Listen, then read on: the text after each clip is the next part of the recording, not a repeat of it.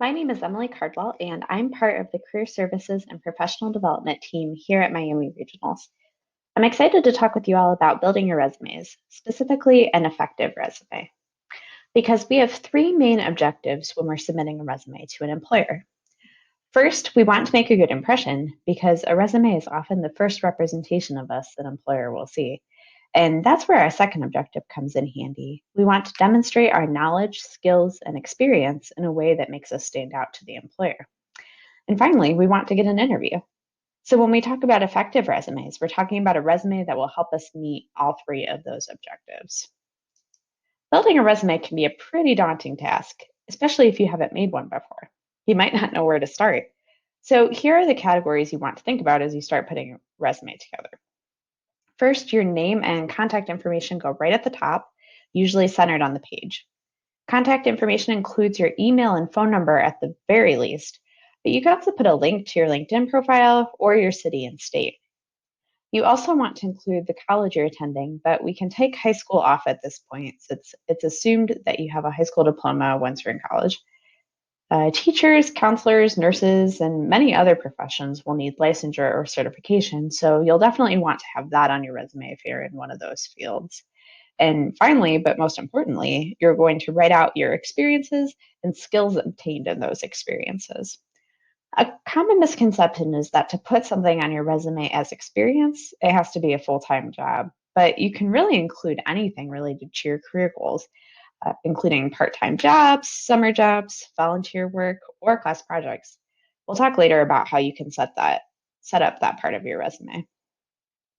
Resumes should be kept to one page, but you might have some extra room on your resume for some of these optional categories. If you have a lot of experience in your field of interest, you might put a brief career summary at the top of your resume under your contact information. A summary is different from a career objective. We don't recommend using a career objective because that's information you could include in a cover letter. A summary, on the other hand, is just a brief description of your experience and skills. But this is optional because the employer will continue to read about your experience and skills throughout the rest of your resume. You might also want to point out courses you've taken that are relevant to your field. For example, if you're trying to get an engineering internship, you might want to list some of your engineering coursework so the employer knows what skills you've learned. Finally, you could also include your extracurricular activities, especially if you're in a leadership position, as well as any special honors or scholarships. This section highlights your accomplishments and can also show what your other interests are outside of your career field. So now that you know what information you should include on your resume, you might be wondering, what's the best way to put this all together? In the Career Services Office, we recommend two different approaches. The first is the reverse chronological resume. This is the traditional format where you start from your most recent experience and work backwards. We also like a format called the functional or skills resume, where you emphasize your transferable skills. And transferable skills are skills that are valued by most employers, like critical thinking, organization, communication, or teamwork. So you're using a functional or skills resume is a good strategy if you don't have any direct experience in your field of interest, but want to show how you could still be a good fit for the position. So here are examples of these two formats. And first, I'll show you the reverse chronological resume. So as you can see here, Jason Bourne has his contact information right at the top. He then put his college, Miami University, with his anticipated graduation date, and spelled out his degree, Bachelor of Science, and included his major. He also put his GPA, and we recommend doing this if you have above a 3.0.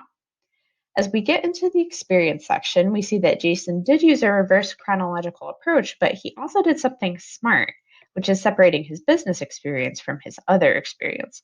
This means that his business experience is up on the top, even though it's not his most recent experience.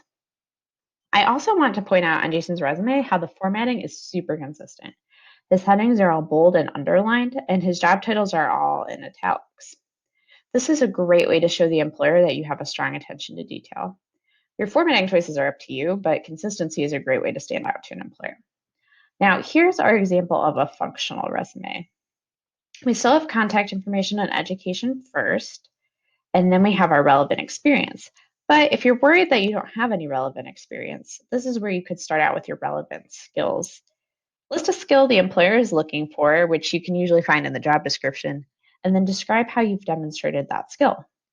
This example also provides a suggestion for how to format your bullet points. So I want to talk about that for a minute. It's important to use a strong action verb and then describe both the context of your work and the results of your work. So let's use Starbucks as an example.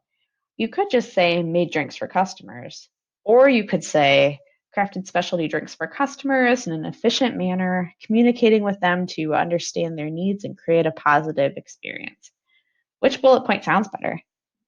Any employer is going to be drawn to a resume that has strong bullet points and focuses more on what makes you as a candidate unique rather than just listing off a basic job description. Note that with the functional resume, you should still include your work experience, as we see down here, but you can put your skills first. If you're not sure which format to use, just ask. We're happy to work with you to create the best resume for you based on your own unique skills and experiences. Something you don't want to include on your resume is your references. You also don't need to say references available upon request because if an employer wants references, they'll ask. If the employer does ask for references, we recommend that you try to come up with at least 4. Most employers will only ask for 3, but you want to make sure they have enough people to contact if one of your references is busy. Think about professors, supervisors from previous jobs or internships, or the advisor from your student organization. Who knows you well enough to give you a good professional reference? This shows you the importance of building relationships with these people, which we also call networking. But if you're nervous about networking or asking people for references, Career Services is here to help. You should ask people to be your references before you put them down. This gives them a heads up that they might get a call from your potential employer, and it will also allow them to prepare the nice things they want to say about you. Next, create a references sheet with the same header as your resume to maintain consistency, and include the name, job title, employer, city and state, contact information, and how you know each reference. Once you have a draft of your resume created, we recommend that you have someone look it over to make sure you don't have any typos and that it's in good shape before you send it out to employers. You can email a copy to Miami Regional's Career at miamioh.edu, or you can make an appointment with one of our career advisors. I have plenty of availability for appointments, and we also have Steve and Doug in our office who are great resources. Even though we're not on campus right now, we can meet with you by phone, Google Hangouts, or WebEx. We recently started using Handshake to schedule our appointments, and Handshake is Miami University's online job search platform. You can also use Handshake to look for jobs and internships, sign up for career fairs and events, and more. We have the instructions on how to make an appointment on our webpage. From the Miami Regional's homepage, just scroll to the bottom and click Career Services and Professional Development under Top Destinations. This will direct you to our page, and then you'll click Schedule an Appointment. The instructions to schedule an appointment are listed here. And once you're ready to schedule, just click the red button and it will direct you to Handshake. I know we went over a lot of information today, but I hope this left you with a better understanding of how to put together an effective resume that will stand out to employers. If you have questions or if I can clarify anything, please feel free to send me an email at cardwee@miamioh.edu or call me at 513-217-4085. You can also check out more resources on our website, which is miamioh.edu/regional/career services. Thanks for your time today, and I hope to meet you all in person soon.